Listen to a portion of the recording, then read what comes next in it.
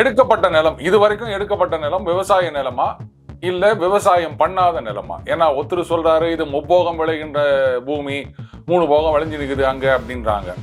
அப்போ அது விவசாய நிலம் அப்படின்னும் போது இங்க தொழில்துறை அமைச்சர் வந்து நாங்க மக்களை பாதிக்காத வகையில் தொழில் நிறுவனங்களை கொண்டு வர போறோம் அப்படின்னா இது எப்படி ஒத்துக்க முடியும்? என்னுடைய கேள்வி இதுதான். விவசாயிகளுக்காக அவர்களது கண்ணீரை துடைப்பதற்காக 3 போகம் விளையிற பூமிங்க அப்படின்றதுக்காக இந்த திட்டத்தை ஸ்கிராப் பண்ணீங்கன்னா அப்ப அந்த நிலத்தை விவசாயிகள் கிட்ட திருப்பி கொடுத்துட்டு அங்க விவசாயம் மட்டும்தான் பண்ணணும், வேற தொழிலாம் கொண்டு வரக்கூடாது. சம்மதமா? மந்திரி ஆதவ அர்ஜுனா அவர் என்ன விளக்கம் கொடுத்தாரு? முதலமைச்சர் அவர்கள் பேசினதை முரண்பாடாக அவர்கள் வந்து இந்த மாதிரி செய்தி வெளியிட்டு விட்டார்கள். எங்களை பொறுத்த வரைக்கும் 543 ஃப்ரீஸ், இதுதான் எங்களுடைய கொள்கை சொன்னாரா இல்லையா? ஏங்க முதலமைச்சர் பேசினதா செய்தியில வந்திருக்குது. அதுல ஏதாவது சந்தேகம் இருந்தது அப்படின்னு சொன்னா முதலமைச்சர் தான் விளக்கம் கொடுக்கணுமே தவிர முதலமைச்சர் இதைத்தான் சொன்னாரு, இதைத்தான் நினைக்கிறாரு அப்படின்னு இன்னொரு அமைச்சர் எப்படி விளக்கம் கொடுக்க முடியும்? நான் குறை சொல்லுங்கன்னு சொல்லலைங்க, உங்க ஸ்டாண்ட் என்ன சொல்லுங்கன்னு தான் கேட்கிறேன். ஸ்கிராப் பண்ணது சரியா தப்பா அதை பத்தி ஏதாவது அவர் சொல்லியிருக்காரா? ஏன் பண்ணீங்க தப்புன்னு சொல்லியிருக்காரா இல்ல பண்ணது கரெக்ட்னு சொல்லியிருக்காரா? இல்ல. அதுக்கப்புறம் அந்த நிலத்தை என்ன பண்ணணும் அப்படின்னா சொல்லணும். என்ன பண்ண போறீங்க? ரஜினிகாந்த் அவர்கள் இப்படிதான் பண்ணாரு. இப்போ இல்லைன்னா எப்பவுமே இல்லை அப்படின்னாரு. போருக்கு தயாராகுங்கள் அப்படின்னாரு. எல்லாத்தையும் சொல்லிட்டு அந்த ஆரம்பிக்காத கட்சிக்கு நிர்வாகிகளை வேற அப்பாயிண்ட் பண்றாரு. அதுல ஒருத்தர் வேற கட்சியில பேப்பரை போட்டு இங்க வந்து ஜாயின் பண்றாரு. அப்ப மாற்றம் வேணும், இதுதான் சரியான சமயம் அப்படின்லாம் வந்து மக்கள் மனசுல அட்லீஸ்ட் அவரை நம்பி வந்தவங்க மனசுல வந்து ஒரு எண்ணத்தை தோற்றுவித்து விட்டு ஆன்டி கிளைமாக்ஸ் மாதிரி ஒண்ணு இல்லை அப்படின்ட்டு போயிட்டாரு.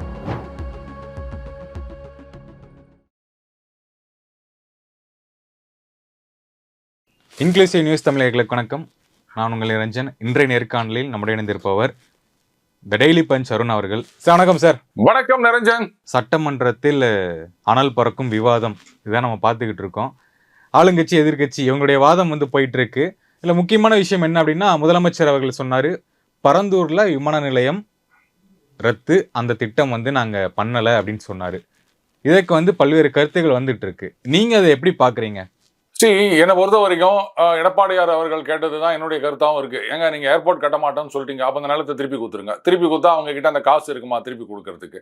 கிட்டத்தட்ட 1800 ஏக்கரோ என்னவோ அக்கேர் பண்ணியிருக்காங்க அப்படின்னு சொல்றாங்க. அது 48%, 90%, 60%? இந்த கேள்விகள்லாம் நான் போக விரும்பல.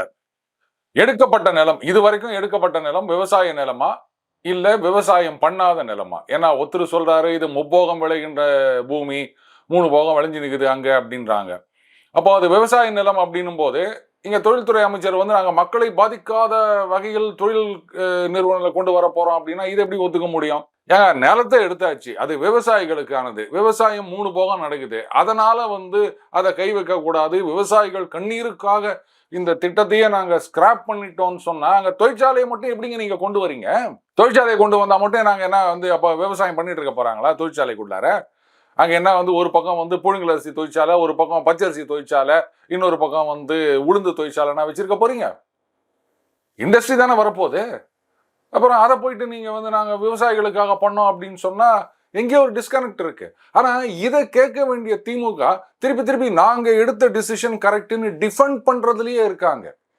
எடப்பாடியார் கேட்டாரு, இவங்க தொழில் இது பண்ண போறோம்னு சொல்லிட்டாங்க, அதோட முடிச்சு போச்சு. ஆனா இதெல்லாம் திமுக பெருசா கையில எடுத்திருக்கணும். அவங்க என்ன நினைக்கிறாங்க, ஒருவேளை ஆஹா இது மாதிரி பரந்தூர்ல இப்ப குற்றச்சாட்டுலாம் வருது இல்லை, அந்த மாதிரி ஏதாவது இருக்குன்னு நினச்சிக்க போறாங்களே, அதுக்காக வந்து இந்த மாதிரி டிஃபெண்ட் பண்ணோம்னு நினச்சிட்டு இங்க தான் கரெக்டு வேற இடத்துல இல்லை. இந்த பாருங்க, நீங்க இங்க கரெக்டுன்னு சொல்லிட்டீங்க, அவங்க வேற இடத்துல கரெக்டுன்னு சொன்னா சொல்லிட்டு போறாங்க, அது இல்லை பிரச்சனை. இப்ப அந்த நிலத்துல தொழிற்சாலை கொண்டு வர போறோம்னு சொல்றாங்களே, அதெல்லாம் இவங்க பிடிச்சிருக்கணும். அதை பத்தி இவங்க கேட்ட மாதிரியே தெரியல. சரி, இனிமேலாவது கேட்பாங்களான்னு பார்க்கலாம். பட் என்னுடைய கேள்வி இதுதான். விவசாயிகளுக்காக அவர்களது கண்ணீரை துடைப்பதற்காக 3 போகம் விளையிற பூமிங்க அப்படின்றதுக்காக இந்த திட்டத்தை ஸ்கிராப் பண்ணீங்கன்னா அப்ப அந்த நிலத்தை விவசாயிகள் கிட்ட திருப்பி கொடுத்துட்டு அங்க விவசாயம் மட்டும்தான் பண்ணணும், வேற தொழிலாம் கொண்டு வரக்கூடாது. சம்மதமா? இதே கருத்து வந்து நயினா நாகேந்திரன் அவர்களும் சொல்றாரு.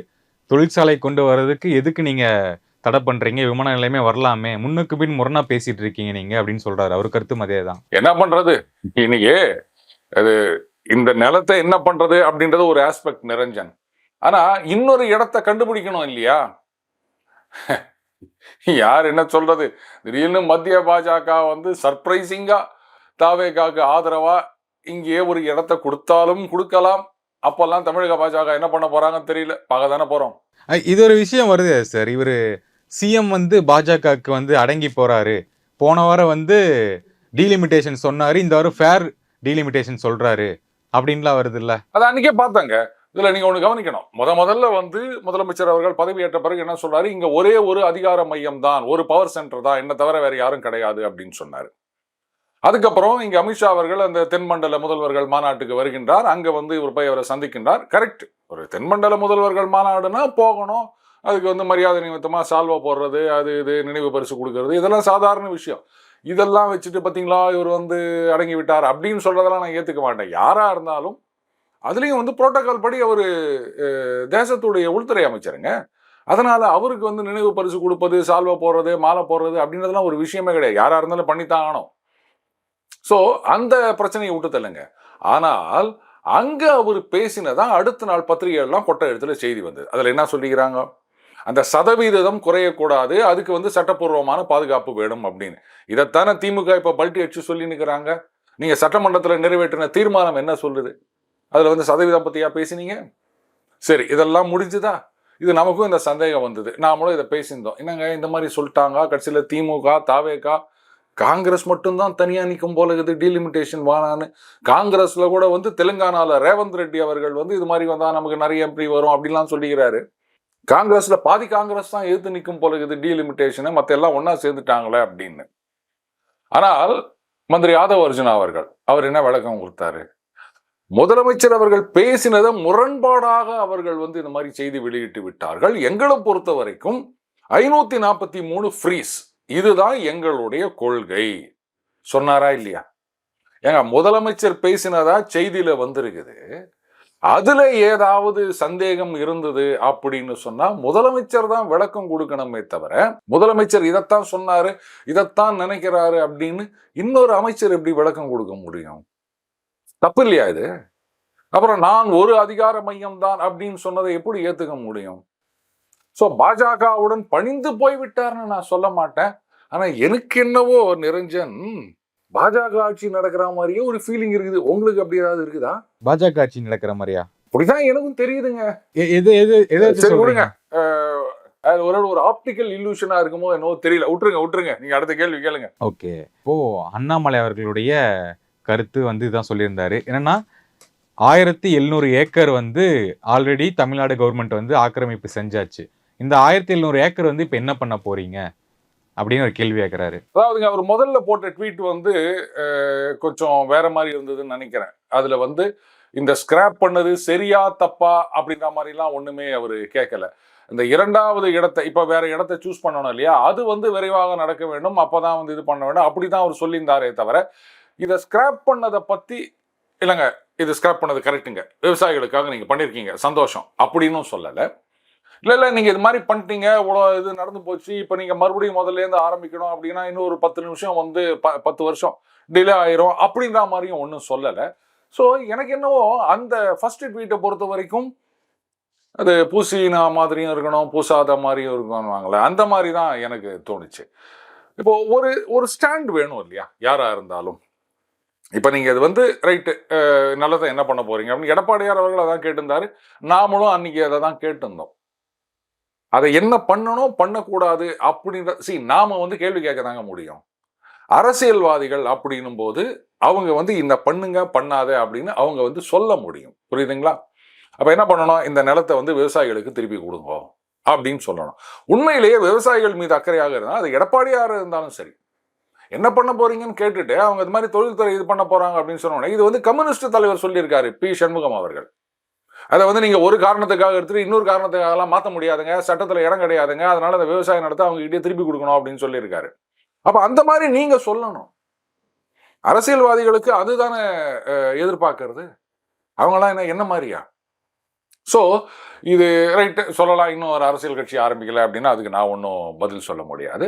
பட் ஒரு ஸ்டாண்ட் வேணும் நிரஞ்சன். நம்ம எங்க இருக்கோம் அப்படின்றத மக்களுக்கு தெரிவிக்க வேண்டும். இல்ல அப்பதான் நம்ம இவரை இருக்கிறது இவரை தெரியும். பொறுத்த வரைக்கும் எப்பவுமே ஒரு ஸ்டாண்ட் கரெக்டா இருக்கும், ஸ்ட்ரைட் ஃபார்வர்டா பேசுவாரு. இப்ப ஏன் ஒரு தடுமாற்றம் அப்படிங்கிற மாதிரி எடுத்துக்கலாமா அது? கேட்டா இதான் சொல்லுவாங்க, ஏங்க இன்னும் அவர் கட்சியே ஆரம்பிக்கலங்க, நிதானமா இருக்காருங்க அப்படின்வாங்க. அதுக்கப்புறம் வந்து இல்ல 1 வருஷம் டைம் கொடுத்துருக்காரு, அதனால எல்லாத்துக்கும் குறை சொல்லக்கூடாது. நான் குறை சொல்லுங்கன்னு சொல்லலைங்க, உங்க ஸ்டாண்ட் என்ன சொல்லுங்கன்னு தான் கேட்குறேன். ஸ்கிராப் பண்ணது சரியா தப்பா, அதை பத்தி ஏதாவது அவர் சொல்லியிருக்காரா? ஏன் பண்ணீங்க தப்புன்னு சொல்லியிருக்காரா, இல்ல பண்ணது கரெக்ட்னு சொல்லியிருக்காரா? இல்ல இல்ல. அதுக்கப்புறம் அந்த நிலத்தை என்ன பண்ணணும் அப்படின்னா சொல்லணும். என்ன பண்ண போறீங்கன்னா, சார் இது வந்து 1 வருஷம் டைம் கொடுத்துருக்காங்கன்னா, சமீபத்தில் இன்னொரு ட்வீட் ஒன்று நீங்க பார்த்துருப்பீங்கன்னு நினைக்கிறேன் நிரஞ்சன். இந்த மாதிரி வந்து ஆட்சிக்கு எதிராக கருத்து சொல்பவர்கள் அவங்கெல்லாம் கைது செய்வது அப்படின்றது திமுக மாதிரியே நடந்துட்டு இருக்குது. வீத லீடர்ஸ் அமைப்பை சார்ந்த ஒருத்தர் கூட ஏதோ ட்வீட் போட்டாரு அப்படின்னு சொல்லிட்டு கைது செய்திருக்கின்றார்கள் அப்படின்னு. இந்த 1 வருஷம் டைம்ல இது வராதா? இதுக்கு மட்டும் ஏன் குரல் ஊத்தீங்க? அதனால எதுவா இருந்தாலும் ஸ்டாண்டுன்றது கிளியரா இருக்கணுங்க. அப்படி இல்லை அப்படின்னா ஸ்டாண்ட் இல்லாத வண்டி மாதிரி தான் ஆகும். ஓகே, இப்போ 19 லட்சம் அப்படிங்கிறது வந்து வந்திருக்கு அவருடைய இயக்கத்துல சேர்ந்தவங்க, இந்த ஆன்லைன் மெம்பர்ஷிப். 50 லட்சம் வந்தா கட்சி ஆரம்பிக்கிறேன் அப்படின்னு சொல்லியிருந்தாரு. அந்த 19 தாண்டி இப்போ ரொம்ப நாளா இருக்கு அப்படிங்கும்போது எப்ப ஆரம்பிப்பாரு? கொஞ்சம் அப்படியே ரொம்ப ஸ்லோவா ஒரு ப்ராக்ரஸ் இருக்கோ? ஏன் அந்த 19 லட்சத்துல நீங்களும் ஒருத்தரா சேர்ந்துருக்கீங்களா? செக் பண்றோம்ல. இல்லைங்க. இல்ல இல்ல, நான் நம்பர் சொன்னதை பத்தி கேட்கல. எப்போ இந்த 50 லட்சம் வரும், எப்போ கட்சி ஆரம்பிப்போம் அப்படின்னு ஆதங்கத்தோட கேட்குறீங்களே, அதுக்காக நான் சொல்றேன். இது எதுக்காக இந்த 50 லட்சம் அப்படின்ற ஒரு டார்கெட் செட் பண்ணாருன்னா, நிறைய காரணங்கள் இருக்கலாம். நம்ம ஒவ்வொருத்தரும் ஒவ்வொரு காரணம் சொல்லாத, யானையை அங்கங்க தொட்டு பார்த்துட்டு ஒவ்வொருத்தர் சொல்ற மாதிரி மேபி அவருக்கு சில இதுதான் மைல் ஸ்டோன் இப்போ அப்படின்னு வச்சிருக்கலாம். அண்டு 17 18 அப்படின்னு வேகமா வந்தது. அதுக்கப்புறம் அந்த 19ஓட நின்றுச்சு அப்படின்னு நீங்க சொல்லும் போதுலேருந்து தெரியுது. 20 வரல, ரொம்ப நாளா அது 19லயே இருக்கு போல இருக்கு. அப்ப 50 எப்ப வரும்? இப்ப என்ன ஆகும்னு கேட்டீங்கன்னா, 19ல ஸ்ட்ரக் ஆகி நிக்குது அப்படின்னும் போது ஒரு 3 மாசம் இல்ல 6 மாசம் கழிச்சு, ஏன்னா 2031 இலக்கு அப்படின்னு சொல்லியிருக்காரு. அப்ப அந்த கட்சி ஆரம்பிக்கணும் அப்படின்னு சொன்னா 50 லட்சம் வேணும் போது திடீர்னு எல்லாரும் சுகரா வேலை செய்யுங்க, எல்லாரும் வந்து ஈச் ஒன் கெட் ஒன் அப்படின்ற மாதிரி ஒருத்தரை கொண்டு வாங்க அப்படின்னு சொல்லிட்டு ஒரே மாசத்துல 50 லட்சம் அப்படின்ற இலக்கை எட்டி விட்டார்கள்னு சொன்னா, இப்பவே என்ன சொல்லிட்டு இருக்காங்க, இந்த 19 லட்சம் அப்படின்றதே வந்து இது நிஜமான கணக்கா, இதெல்லாம் தணிக்கை பண்ணணும். யார் கணக்கு யார் போய் தணிக்கை பண்றது? இப்படிலாம் சில பேர் வைத்தறிச்சல சொல்லிட்டு இருக்காங்க. அப்ப என்ன பண்ணுவாங்க, பாஜக 6 மாசம் கழிச்சு நீங்க திடீர்னு 50 லட்சம் வந்துச்சுன்னா பாத்தீங்களா, இவ்வளவு நாள் 19லயே உட்கார்ந்து இருந்தது, பட் டகால்னு எப்படிங்க 50 வந்தது? இதெல்லாம் ஏதோ உள்குத்து வேலை, அவங்களே ஏதோ செட்டப் பண்ணிட்டாங்க, இப்படிதான் வைத்தறிச்சல் பேர் வழியா சொல்லிட்டு இருப்பாங்க. அது சொல்றது யாரு? பாஜகலே இருந்து சொல்றாங்கன்னு கேக்குறேன். பாஜக அந்த கருத்து வருதா? எனக்கு தெரியாதுங்க, அது பாஜகல இருந்து வருதா இல்ல வந்து வேற கால இருந்து வருதா, யாரா இருந்தாலும் கேட்க தானே செய்வாங்க. வைத்தறிச்சல் பேர் வழியா வந்து எல்லா இடத்துலயும் இருப்பாங்க, அவங்க பாஜகல தான் அவசியம் கிடையாது. அந்த கேள்வி கேட்கறவங்களுக்கு வந்து என்னங்க ரெஸ்ட்ரிக்ஷன்ஸ்? அது பாட்டு கேள்வி கேட்டுக்கிட்டே இருக்கலாம். செந்தில் மாதிரி, அண்ணே இது வந்து தேங்காய் இதுக்கு முன்னாடி அப்படின்னு கேட்டா என்ன பண்ண முடியும்? அந்த மாதிரி தான். ஸோ அந்த ஒரு ஆபத்து இருக்கின்றது. அடுத்தது, இது 50 வரவே இல்லை அப்படின்னா அப்ப கட்சி வரவே வராதா? 2031 இலக்கு அப்படின்னு சொல்லியிருக்காரு. ஒரு நல்ல ஆட்சி, மாற்றத்துக்கான ஆட்சி அப்படின்லாம் சொல்லியிருக்காரு. 50 லட்சம் வரல அப்படின்னா நான் என்னங்க பண்றது? நீங்க யாரும் சேர்த்து விடல, 50 லட்சம் வரல, அதனால வந்து நான் கட்சி ஆரம்பிக்கிறதா இல்லை, எலெக்ஷன்ல போட்டி போடுறதா இல்லை அப்படின்னு சொல்லிட்டு போனார்னா, ஒரு விஷயம் புரிஞ்சுக்கணும் நிரஞ்சன். ஏன்னா திருப்பி திருப்பி நீங்க வந்து இவரையே போட்டு இது பண்றீங்க அப்படின்லாம் கேட்பாங்க. ரஜினிகாந்த் அவர்கள் இப்படித்தான் பண்ணாரு. இப்போ இல்லைன்னா எப்பவுமே இல்லை அப்படின்னாரு. போருக்கு தயாராகுங்கள் அப்படின்னாரு. எல்லாத்தையும் சொல்லிட்டு அந்த ஆரம்பிக்காத கட்சிக்கு நிர்வாகிகளை வேற அப்பாயிண்ட் பண்றாரு. அதுல ஒருத்தர் வேற கட்சியில பேப்பரை போட்டு இங்க வந்து ஜாயின் பண்றாரு. அப்ப மாற்றம் வேணும், மாற்றம் வேணும், இதுதான் சரியான சமயம் அப்படின்லாம் வந்து மக்கள் மனசுல, அட்லீஸ்ட் அவரை நம்பி வந்தவங்க மனசுல வந்து ஒரு எண்ணத்தை தோற்றுவித்து விட்டு ஆன்டி கிளைமாக்ஸ் மாதிரி ஒண்ணு இல்லை அப்படின்ட்டு போயிட்டாரு. அவர் வரலன்னு சொன்னதுக்கு என்னென்ன காரணம் சொன்னாரோ அது என்ன அன்னைக்கு நாள் தான் தெரியுமா அவருக்கு. ஸோ அப்ப என்ன ஆகுதுன்னு கேட்டீங்கன்னா, இந்த மாதிரி ஜனங்க வந்து மாற்றம் மாற்றம் அப்படின்னு எதிர்பார்த்து நிற்கிறாங்க. இவர் கொடுப்பாருன்னு வச்சுட்டு ஏதோ மாற்றம் அப்படின்ற வார்த்தையை மட்டும் விதைச்சிட்டு போயிரும்போது அதை வேற யாராவது அறுவடை செய்து போய் விடுவார்கள். இப்ப கடந்த தேர்தல் அப்படித்தானே ஆச்சு. அண்ணாமலை அவர்கள் பாஜகல நல்லா மேல வந்துட்டு இருந்தார், கட்சியும் மேல கொண்டு வந்துட்டு இருந்தார், ஒரு பெரிய ஹோப் இருந்தது. ஆனா கட்சியில பாஜக அதிமுக 2 பேருமா சொதப்பி அவரை நினைச்சிட்டாங்க போல இருக்கு, நாங்க வந்து ஜெயிக்கவே கூடாது அப்படின்னு முடிவெடுத்து பண்ண மாதிரி இருந்தது. இப்ப என்ன போச்சு கடைசியில, அந்த பாஜகவுக்கு இருந்த ஓட்டுல ஒரு கிட்டத்தட்ட ஒரு 5-6% பாஜக பக்கம் வரவே இல்லை. அந்த பாஜக அதிமுக கூட்டணி பக்கம் வரவே இல்லை 26 தேர்தலில். அதெல்லாம் வந்து தாவேகாவுக்கு பெரும்பான்மையாகவும் இல்லை மற்ற பக்கம் நாதாகா அப்படிலாம் போனதுனால தான் இன்னைக்கு வந்து இவங்க தோத்துப்புட்டு தாவேகா ஜெயிச்சு வந்திருக்காங்க. ஸோ இப்படி ஒவ்வொருத்தரும் வந்து ஒரு மாற்றத்தை கொடுக்கணும், இல்லை ஒரு நம்பிக்கையை கொடுக்கணும், நல்ல அரசியலை கொடுக்கணும் அப்படின்னு சொல்லிட்டு ஒதுங்கினாங்கன்னு சொன்னா அதனுடைய பலனை வேற யாரோ அறுவடை செய்து கொண்டு போய் விடுவார்கள். இதைத்தான் நான் சொல்லணும்னு நினைக்கிறேன் நிரஞ்சன். ஓகே, இப்போ 2 நாட்கள் முன்னாடி சிஎம் அவர்கள் சொன்னாரு, எனக்கு எப்போ பேசணும், எப்படி பேசணும் எல்லாமே தெரியும், இந்த ஃபைல் எல்லாம் வந்து எப்போ எடுத்து பார்க்கணும் அப்படிங்கிறது கரெக்டாக தெரியுங்கிறாரு. எதிர்க்கட்சி தலைவர் சொல்றாரு, எடுத்து பாருங்க, ஜோசிக்காரர் வச்சு தான் நீங்கள் பார்ப்பீங்களா அப்படின்னு கேட்குறாரு. அந்த கவுண்டருக்கு வந்து ஒரு ரிப்ளை வந்த மாதிரியே தெரியல, அது அங்கேயே ஆஃப் ஆயிருச்சு. என்ன ஃபைல், அதில் என்ன இருக்கு அப்படின்னு தெரியல. அதான் அவர் முதலே சொல்லிட்டாரு, எப்போ பேசணும், என்ன பேசணும், எதை பேசணும் அதெல்லாம் எனக்கு தெரியும்னு வேற சொல்லிட்டாரு. அதனால அதுக்கு கவுண்டர் கொடுக்கணும் அப்படின்னாலும் அதை அவர் யோசிச்சு தான் அவர் பேசுவார். பட் ஒரு முதலமைச்சர் பொறுப்புல இருக்கிறவர் வந்து அந்த வார்த்தையை நல்லா கவனிக்கணும். ரிவ்யூ பண்ணப்பட்ட ஃபைல்கள்னு சொல்றாரு. எனக்கு தெரிஞ்சு ஒரு விஷயத்தை ரிவ்யூ பண்ணும்போது உங்களுக்கு ஆதாரங்கள் கிடைக்காது. இதுல வந்து இந்த மாதிரி தப்பு நடந்திருக்கலாம், இப்படி இருந்திருக்கலாம். இந்த ரிவ்யூ அப்படின்றத வந்து ஆடிட் அப்படி பார்க்கலாம் நம்ம. ஸோ ரிவ்யூனும் போது இப்படி தான் அவங்க இதில் வந்து ஏதோ இன்ஃப்ளேட்டட் மாதிரி தெரியுது, இது வந்து 10 கோடி தான் ஆயிருக்கும் ஆனால் 20 கோடி ஆன மாதிரி தெரியுது, இவ்வளோதான் ரிவ்யூவில் தெரியுமே தவிர அது ஒரிஜினலாக மார்க்கெட்டில் என்ன ரேட்டு, உதாரணத்துக்கு சொல்கிறேன், ஒரு ப்ரொக்யூர்மெண்ட் அப்படின்னா மார்க்கெட்டில் என்ன ரேட்டு, இவங்க என்ன ரேட்டுக்கு வாங்கியிருக்காங்க, மற்ற ஸ்டேட்லலாம் என்ன ரேட்டுக்கு கொடுத்துருக்காங்க, இதில் அந்த டெண்டர் ப்ராசஸ் எப்படி ஆரம்பிச்சுது, யார் யாரெல்லாம் இதில் வந்து இன்வால்வ் ஆகியிருக்காங்க, எந்த மட்டத்தில் இது மாதிரி நடந்திருக்கலாம், அவரோட கார்ட்டலைசேஷன் இருக்கா, அது எப்படி இருந்தது, அதை வந்து அதிகாரிகள் பார்த்துட்டு இது கார்ட்டல் அப்படின்னா இதை வந்து ரிஜெக்ட் பண்ணணுமே, ஏன் பண்ணலை, அவங்க ஏதாவது எழுதியிருக்காங்களா, அதை வந்து யாராவது இல்லை அதை ஓவர் ரூல் பண்ணியிருக்காங்களா, இந்த மாதிரி ஏராளமான விஷயங்கள் இன்வெஸ்டிகேட் பண்ணும்போது தான் தெரியும். நான் கேட்குறேன், அது வந்து எப்போ நேரம் வருமோ அப்போ எடுத்து பார்ப்போம், இந்த இடைத்தேர்தலில் சில பேருக்காக அப்படின்னு சொல்றாரு. அப்போ அந்த கருணை வந்து ஏன் ஏவா வேலு அவர்களுக்கோ செந்தில் பாலாஜி அவர்களுக்கோ காமிக்கல? இப்போ ஏவா வேலு அவர்களுக்கு எதிராக ரைடு விட்டீங்களா, என்ன பண்ணிட்டீங்க, சார்ஜ் ஷீட் போட்டீங்களா, அவர் அரெஸ்ட் பண்ணி ரிமாண்ட்ல வச்சிட்டீங்களா? ஒண்ணுமே பண்ண முடியல. அப்ப எதுக்காக இதெல்லாம்? இல்ல அது எப்படி ஒரு மிரட்டல் மாதிரியா? இல்ல நிரஞ்சன், கையில ஃபைல் இருக்குது, எவிடன்ஸ் இருக்குது, அது ஊழல் நடந்திருக்குது, எங்க கிட்ட ஆதாரம் இருக்குதுன்னு சொன்னா உடனே நடவடிக்கை எடுக்க வேண்டியது தானே. இவ்வளவு ஏங்க நானே சாட்சி நானே ஆதாரம்னு சொன்னார் ஒரு மந்திரி. இன்னைக்கு பாத்தீங்கல்ல, அது லஞ்சம் இல்லைன்னு சொல்லிட்டு போயிருக்காரு. கவனிச்சிங்களா நீங்க? கேட்டேன். அது நிஜம் வீடியோ தான் நான் நிரஞ்சன். நிஜமாவே என்னால நம்ப முடியல. நிஜம்தான், சட்டமன்றத்துல பேசுனது நிஜம்தான், வெளியே பேசுனது நிஜம்தான். எப்படிங்க அங்க வந்து அவ்வளவு தூரம் பேசிட்டு இங்க வந்து அது லஞ்சம் இல்லை அப்படின்னு சொல்றாரு? ஏங்க லஞ்சம் வாங்கினா தானங்க குற்றம். அப்புறம் எப்படி நாளைக்கு வந்து இந்த 3 ஃபைல்லையும் வந்து அது லஞ்சம் இல்லை அப்படின்னு யாராவது சொல்லிடுவாங்களா? ஒரு அமைச்சர், ஆளுங்கட்சியை சார்ந்தவர், அவரே வந்து அது லஞ்சம் இல்லைன்னு சொல்லிட்டு போறாருன்னா, நிரஞ்சன் நீங்க இப்ப சொல்லுங்க, நிஜமாகவே யாராவது லஞ்சம் குத்துந்தாங்கன்னா, ஐயா நான் ஆடு திருடு போன மாதிரி கனவுதான் கண்டேன் அப்படிதானே சொல்ல போறாங்க. அமைச்சரே வந்து அது லஞ்சம் இல்லை அப்படின்னு சொல்லிட்டாருன்னா, நீங்களும் நானும் போயிட்டு ஆமாங்க என்கிட்ட லஞ்சம் வாங்கினாங்க அப்படின்னு நெஞ்ச நிமித்தி சொல்ல முடியுமா நிரஞ்சன்? முடியாது. அப்புறம் நீங்க எங்க ஊழலை ஒழிக்கிறது, ஊழலுக்கு எதிராக நடவடிக்கை எடுக்கிறது, தொட்டவனை விடமாட்டோம், தொடமாட்டோம், தொட விடமாட்டோம், பஞ்சு டைலாக் எல்லாம் நல்லா தான் இருக்குது, ஆனா படம் ஊத்திக்கிச்சுன்ற மாதிரி தான் இருக்குது இதெல்லாம். ஓகே, இந்த சட்டமன்றம் வந்து நீங்க இப்ப பார்த்துட்டு இருப்பீங்க, லைவா பாக்குறீங்க. லைவ்னால பல பாதிப்புகள் வருதுன்னு ஒரு பக்கம் விவாதம் இருந்தாலுமே, இந்த டிவிகே வெர்சஸ் டிஎம்கே, இப்போ ஏடிஎம்கே நல்லா பேசுறாங்க அப்படிங்கும்போது இவங்களுடைய வாதம் வந்து எப்படி இருக்கு, சரியா போறாங்களா, அந்த ட்ராக் கரெக்டா இருக்குன்னு நினைக்கிறீங்களா? அதாவதுங்க இனிஷியலா இது வந்து அவங்களே சொன்னதுதான், ப்ரோவோக் பண்றாங்க, குரோதத்துடன் பேசுகின்றார்கள் திமுகவினர் சொன்னாங்க. இப்போ நிதியமைச்சர் மரிய வில்சன் அவர்கள் பேசுனதையும் எடுத்துக்கங்க. அவ்வளோ தூரம் பேசிட்டு கடைசியில வெளில வந்து லஞ்சம் இல்லை அப்படின்னு சொல்லிட்டு போறாரு.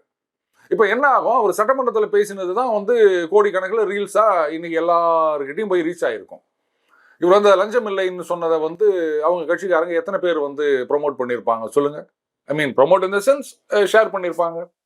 இதை திமுக பண்ணியிருப்பாங்களா தெரியாது. அவங்களுக்கு அந்த அளவுக்கு ரீச் இருக்கா, அவங்க ஐடி விங் என்ன பண்ணுது அதுவும் நமக்கு தெரியாது. ஸோ அவங்களுடைய அப்ஜெக்டிவ் எல்லாமே சட்டமன்றத்தில் எதையாவது பேசணும், கடன்னு வந்து அது எல்லாரையும் ரீச் ஆகணும், அவ்வளோதான். ஏங்க இப்போ நான் ஏதோ ஒன்று பதில் சொல்கிறேன் அப்படின்னா நீங்கள் வந்து சார் இல்லை சார் அந்த வார்த்தை சரியில்லை நான் எடிட் பண்ணிடுறேன் அப்படின்னு சொன்னீங்கன்னா ஃபஸ்ட்டு எனக்கு கோவம் வரும். என்ன நீ அவ்வளோ பெரிய அப்பாட்டகரா, நான் பேசினதெல்லாம் நீ கட் பண்ணி தூக்கிட்டியா அப்படின்னு. நீ நான் சின்ன பையன், நீ நான் பேசினதான் எடிட் பண்ணுறியா அப்படின்னு கேட்பேன். அப்புறம் எனக்கு தோணும், பாரு அவன் புதுசா வந்துக்கிறான், அவன் சொல்றான் நீ பேசினது தப்பு அப்படின்னு, அவன் அந்த வார்த்தையை தூக்கிடுன்னு சொல்றான், நமக்கு அந்த அறிவு இல்லையே அப்படின்னு தோணும். நாமெல்லாம் வந்து சாதாரண மனிதர்கள், கரெக்டா? நமக்கு எந்த விதமான பொறுப்பும் கிடையாது, நம்மளை யாருன்னே பல பேருக்கு தெரியாது.